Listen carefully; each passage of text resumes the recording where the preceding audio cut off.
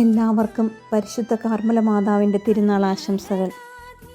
Christian സഭയുടെ ചരിത്രത്തിൽ വളരെ പ്രാധാന്യമുള്ള ഒന്നാണ് കർമ്മല മാതാവിൻ്റെ ചരിത്രം.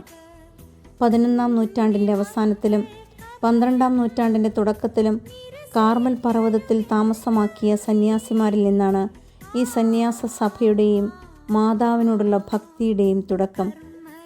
13-ാം നൂറ്റാണ്ടിൽ സന്യാസ സഭയുടെ അന്നത്തെ തലവനായിരുന്ന വിശുദ്ധ സൈമൺ സ്റ്റോക്കിന് പരിശുദ്ധ മാതാവ് പ്രത്യക്ഷപ്പെടുകയും സംരക്ഷണത്തിൻ്റെ അടയാളമായി ഉത്തരീയം നൽകുകയും ചെയ്തു.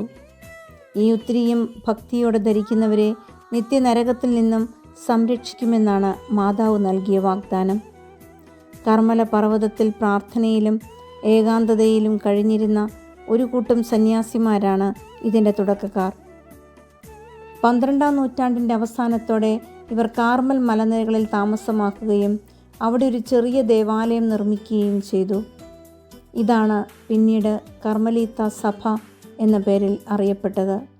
കത്തോലിക്ക സഭയിൽ കർമ്മലീത്ത സഭയുടെ സംരക്ഷകയായ പരിശുദ്ധ കന്യകാമറിയത്തെയാണ് കർമ്മല മാതാവ് എന്ന് വിളിക്കുന്നത്. കർമ്മല മാതാവിൻ്റെ ഓർമ്മ തിരുനാൾ എല്ലാ വർഷവും ജൂലൈ 16-നാണ് ആഗോള കത്തോലിക്ക സഭ ആഘോഷിക്കുന്നത്. നമുക്കും നമ്മുടെ ആവശ്യങ്ങളിൽ ഈ അമ്മയുടെ സഹായം തേടാം. അമ്മ നമുക്ക് ഉറപ്പുള്ള സംരക്ഷകയാണ്.